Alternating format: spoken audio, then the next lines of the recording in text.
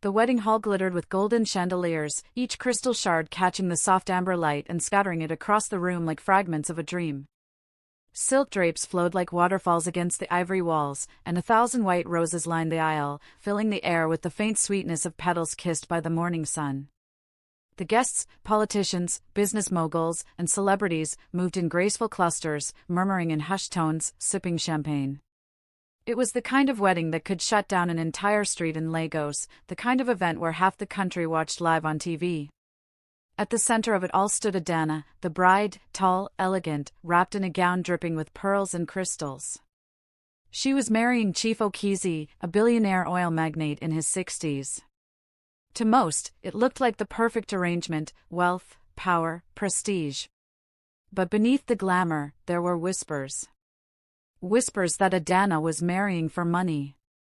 Whispers that Chief Okezie's first wife had mysteriously disappeared years ago. That morning, no one expected a simple poor girl to walk into the hall and disrupt the perfection. But fate has a way of weaving threads the eye can't see, threads that pull the rich and the poor into the same tangled knot. It started quietly. Amara stood at the entrance of the wedding venue, clutching a small tray of bottled water and soft drinks. She was there as part of the catering crew. Her friend Nkechi had begged her to help for the day because the event needed extra hands. For Amara, the job meant two things: a small pay to help her aunt with rent, and a rare glimpse into the glittering world she could only dream about. She wore a faded white blouse and a skirt that had seen better days. Her hair was neatly braided, her smile shy but warm. She didn't belong here, and she knew it. But she had been taught to work quietly, to avoid trouble, and to never forget her place among the rich. The music thumped softly through the hall as guests arrived in flowing igbadas and dazzling gowns. The air was thick with expensive perfume, the kind you could smell from across the room. Amara moved carefully between tables, placing drinks, keeping her head down. That was when Adanna saw her. The bride was making her grand entrance with a train of bridesmaids behind her. Cameras flashed, guests clapped. But in the middle of her graceful walk, her eyes landed on Amara, a poor girl standing too close to the red-carpeted aisle, looking almost out of place in the carefully curated scene. Adanna's smile didn't falter for the cameras, but her eyes hardened. She tilted her head and whispered something to her maid of honor. The whispers turned into giggles, then smirks. Minutes later, Adanna approached with a forced sweetness. "My dear," she said, her voice dripping with condescension, "are you lost? Or did someone mistake this for a charity event?" The guests nearby chuckled. Amara's cheeks burned. I'm part of the catering team, Ma," she said softly. "Oh, catering?" Adanna feigned surprise, glancing at Amara's worn shoes. "I see. Well, maybe next time, dress appropriately. We don't want guests thinking we let just anyone wander into our wedding." The laughter around them grew louder. One man even murmured, "She looks like she came from the market."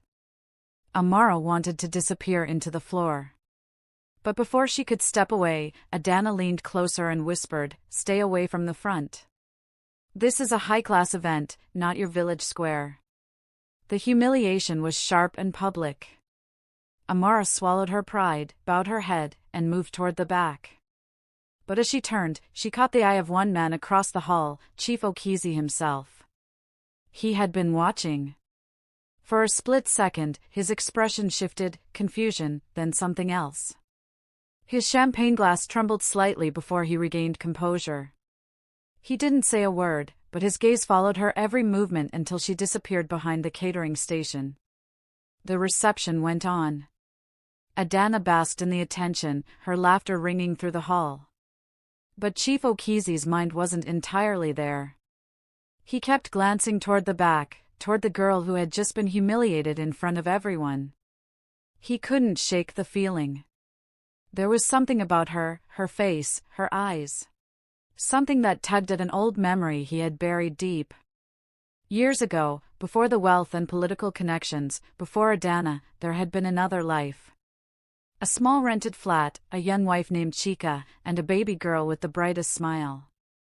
That baby had vanished when Chika left him, taking their daughter with her. He had searched for years, but nothing. Eventually, grief turned into resignation. But that girl, Amara, had Chika's eyes. In the kitchen, Amara tried to focus on her work. But her hands trembled as she stacked trays. Nkechi noticed. "What happened?" she whispered. Amara shook her head. "Nothing. Let's just finish and go." But nothing felt normal. The words, the laughter, they clung to her like a stain she couldn't wash off. She had been poor all her life, but never had she been made to feel so small, so unwanted. She didn't know that at that moment, the most powerful man in the room was about to send for her. Half an hour later, one of Chief Okizi's personal assistants walked into the kitchen. "You," he said, pointing at Amara. "The chief wants to see you." Amara froze. "Me?" "Yes, you. Come now." Nkechi's eyes widened. "Go, Amara. Don't keep a billionaire waiting." Amara followed, her heart pounding. She was led to a quieter section of the hall, away from the music and laughter. Chief Okizi stood there, his expression unreadable. "What is your name?" he asked. "Amara." "Amara Chika," she replied. The glass in his hand nearly slipped. "Chika?" he repeated. "Yes, it was my mother's name. She died 2 years ago." The room felt suddenly smaller. Chief Okizi's pulse quickened. "And your father? Where is he?" "I don't know. Mama said he left before I was born. We never talked about him much." A long silence stretched between them. Chief Okizi studied her face, her nose, her eyes, even the small scar near her left eyebrow. It was like looking into a mirror of the past. "Do you have any pictures of your mother?" he asked quietly. Amara reached into her small bag and pulled out a worn, folded photograph. In it, a younger Chika smiled at the camera, holding a baby. Chief Okizi's hands shook as he held it. It was her. It was them. He took a deep breath, forcing himself to stay composed. "Amara. I believe we may need to talk. But not here." Back in the main hall, Adanna was mingling with guests, unaware of the conversation happening behind the scenes.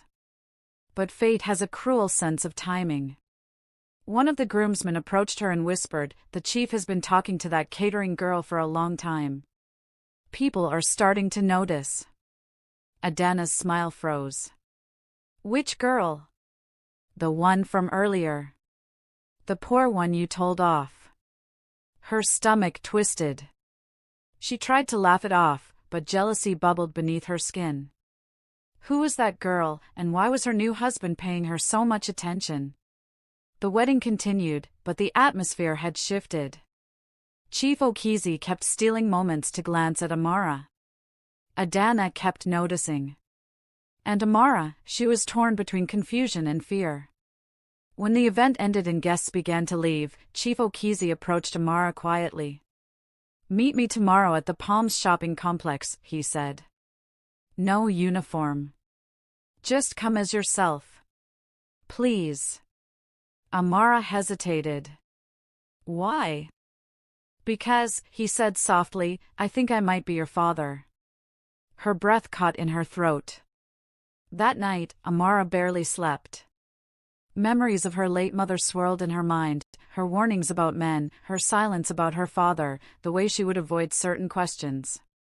Could it be true? Could the man who had just married one of the wealthiest women in Lagos be the same man she had been searching for in her heart all these years? And if it was true, why had her mother hidden it? Meanwhile, in their penthouse suite, Adanna confronted Chief Okizi. "Who is she?" she demanded. "She's someone from my past," he replied evenly. "And I think she might be my daughter." Adanna's face paled. "A daughter? That poor girl?" Suddenly, the humiliation she had thrown at Amara earlier replayed in her mind, but now it carried a weight she hadn't expected. She had mocked her. In public. On camera. And if what her husband said was true, she had just insulted the one person who could change everything. The next morning, Amara arrived at the Palms shopping complex, her heart hammering in her chest. She had borrowed a simple yellow dress from Kechi and tied her hair into a neat bun. She wasn't used to dressing up, but something about meeting Chief Okizi felt monumental. She spotted him sitting at a corner table in an upscale cafe, wearing a crisp white kaftan and dark sunglasses. When he saw her, he stood up, too quickly for a man of his age and stature, and pulled out a chair for her. "You came," he said, his voice carrying a hint of relief. "I wasn't sure if I should," Amara replied, sitting cautiously. "Why would you think I'm your daughter? You don't even know me." Chief Okizi leaned forward. "Because I knew your mother. Very well. She was my wife." Amara's eyes widened. "Wife? Mama never told me she was married." He sighed, his gaze distant. "We were young, struggling. I worked in the oil fields, trying to make a living. But when I failed to provide, arguments became constant. One day, I came home and you both were gone. I searched everywhere, but nothing. Years passed. I thought you were dead." Amara's hands trembled. Her mother had always painted a different picture, that her father had abandoned them, choosing wealth over family. But here he was, sitting across from her, with sorrow in his eyes. "I want to know you," he said softly. "And I want to make things right." But their reunion was being shadowed. Across the street, in a sleek black SUV, Adanna sat watching them. She had hired someone to follow her husband, and the report had led her here. She gripped the steering wheel until her knuckles turned white. 1,000 thoughts swirled in her head, her brand new marriage, the fortune she had just tied herself to, the image she had built in society. And now, this poor girl could be the key to breaking it all apart. Later that evening, Adanna confronted Chief Okizi at home. "Are you out of your mind?" she snapped. "Bringing that girl into our lives? What will people say?" "They'll say I found my daughter," he replied calmly. Adanna laughed bitterly. "Daughter? She's here to take your money. Can't you see? This is a scam." Chief Okizi's expression hardened. "You humiliated her yesterday, Adanna. In public. Without even knowing who she was. That girl is flesh of my flesh. And whether you like it or not, she is part of this family now." The words stung. But more than that, they terrified her. Over the next week, Chief Okizi arranged for Amara to visit his home, introducing her to distant relatives and even beginning the process of adding her to his will. News began to spread among the elite that the billionaire had found his long-lost daughter. And in every gathering, Adanna felt the shift, people no longer looking at her as the center of attention, but at Amara. They whispered, they smiled at the girl, they asked about her life. Adanna's position as the new queen of this empire was already being challenged, by the same girl she had mocked. One evening, unable to take it anymore, Adanna cornered Amara in the garden. "Listen to me," she said through clenched teeth. "You might have fooled him, but you can't fool me. Stay away from my husband, or you'll regret it." Amara stared at her, hurt but calm. "I'm not here to take anything from you. I'm just here to know my father. But maybe you should regret the way you treated people before you knew who they were." For the first time in days, Adanna had no words. The weeks that followed were tense. Every dinner at the mansion felt like a silent battle, Chief Okizi chatting warmly with Amara, while Adanna sat stiffly, her eyes betraying the storm inside her. The staff had begun showing Amara the kind of respect they usually reserved for the madam of the house. It wasn't just in the home. At charity events, people called Amara the billionaire's daughter with admiration. Photographers swarmed her, and society blogs wrote about her modest background, praising her humility and poise. Adanna's carefully built public image was being eclipsed by someone who didn't even try. One evening, after an especially awkward dinner, Adanna sat in her bedroom, scrolling through a gossip blog. A headline screamed, "Adanna's stepdaughter steals the spotlight, is the new bride already losing relevance?" Her stomach churned. She had fought her way into this life, strategic relationships, calculated moves, years of polishing her social standing. And now, a girl from the streets was undoing all of it without lifting a finger. She decided she couldn't just watch. The next morning, she invited Amara to meet her at an exclusive boutique in Victoria Island. "I thought I'd help you choose clothes more suitable for your new status," Adanna said with a smile that didn't reach her eyes. Amara hesitated but agreed, thinking it was a chance to make peace. At the boutique, Adanna handed her dresses worth more than Amara's yearly rent. "You should wear these. People judge appearances, you know," she said, her tone honeyed but cold underneath. But Amara's response caught her off guard. "Thank you, but I don't need to change myself for people to respect me. If they only value me for what I wear, then they don't value me at all." The words were simple, but they stung. Adanna left the boutique fuming. Days later, Chief Okizi announced a private family dinner. "I have something important to say," he told them. At the table, he cleared his throat. "In the presence of family and close friends, I want to officially recognize Amara as my daughter. From today, she bears my name and has equal inheritance rights." The room erupted in applause, everyone except Adanna. She forced a smile, her nails digging into her palm beneath the table. That night, she confronted him. "You're making a mistake. She's only here for your money." Chief Okizi looked at her long and hard. "And why did you marry me, Adanna? Was it for love, or for money?" The question hit her like a slap. She didn't answer. Weeks later, the truth began to settle. Adanna realized she couldn't push Amara out without looking like a villain. Worse, Chief Okizi's affection for her had cooled, subtly but unmistakably. He still provided for her, but the warmth was gone. Amara, however, never used her new status to hurt Adanna.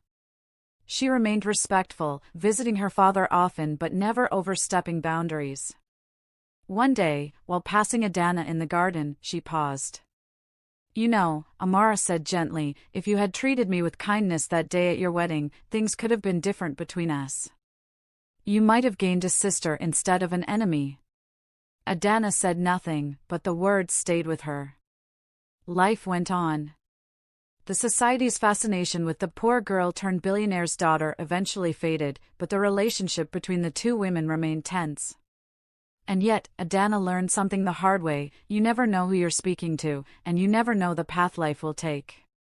Power and wealth can change hands overnight, but kindness leaves a mark that money can't erase. In the end, she realized her greatest mistake wasn't losing the spotlight. It was losing the chance to do the right thing when she had it.